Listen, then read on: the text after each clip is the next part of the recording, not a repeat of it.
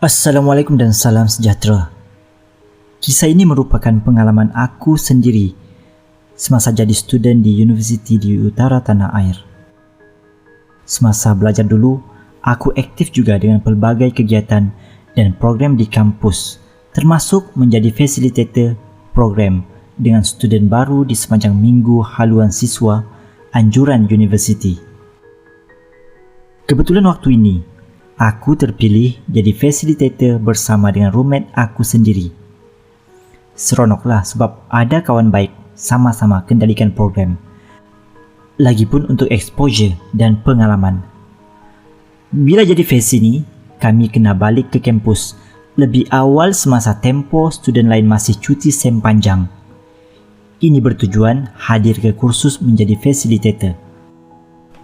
Kursus ni dibuat kiranya beberapa hari sebelum student freshies datang untuk mendaftar di universiti.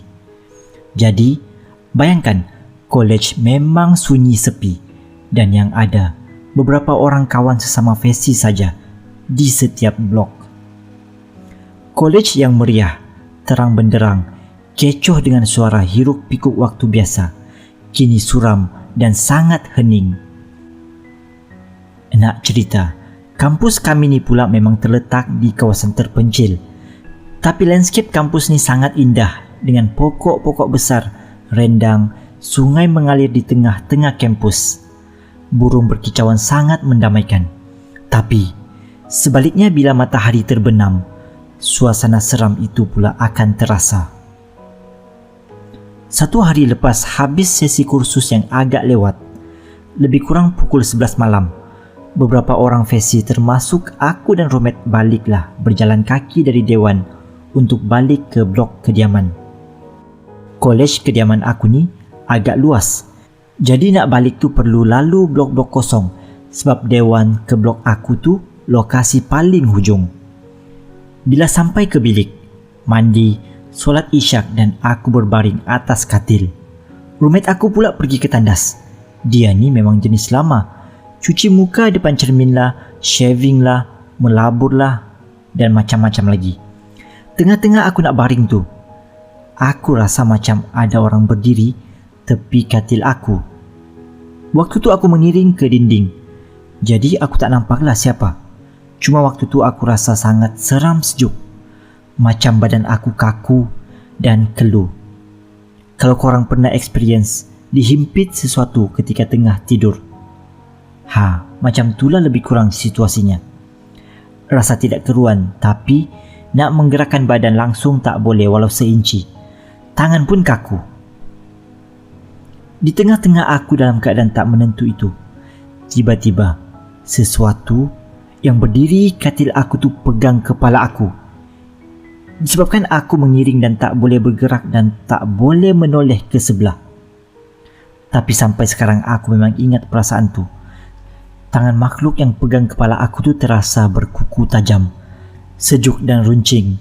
Dia cengkam kepala aku sampai terasa di kulit kepala. Suasana dan aura kegelapan seolah-olah menyelubungi bilik aku, macam aku dipindahkan ke alam lain. Walau hakikatnya aku masih di dalam bilik college. Sukar nak cakap, tapi itulah keadaannya.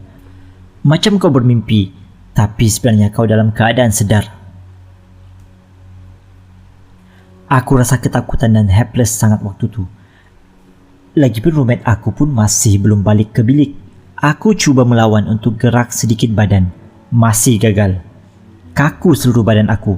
Rasa seram, panik bercampur baur. Aku harap agar makhluk tu tak pusingkan badan aku untuk menghadap dia.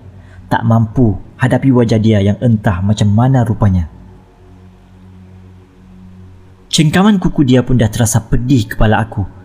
Lidah aku pun jadi keluh. Nak sebut bismillah atau Allahu Akbar pun rasa lemah lesu. Memang dujana sungguh makhluk ni. Entah berapa lama aku bergelut macam tu, tak tahulah. Masa pun macam freeze bagi aku. Tiba-tiba aku macam dapat kekuatan dalam hati aku sebut, kau makhluk langsung tiada apa kuasa beri mudarat tanpa izin Allah Subhanahu Wa Taala. Bila aku tetapkan dalam hati aku macam tu, lidah aku boleh menyebut sekuat hati, Allahu Akbar.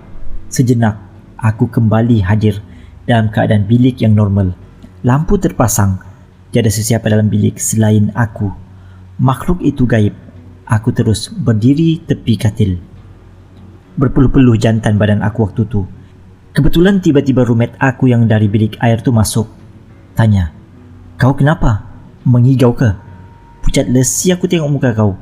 Bukankah tadi aku perasan kau tengah baring di katil? Kau belum tidur kan?"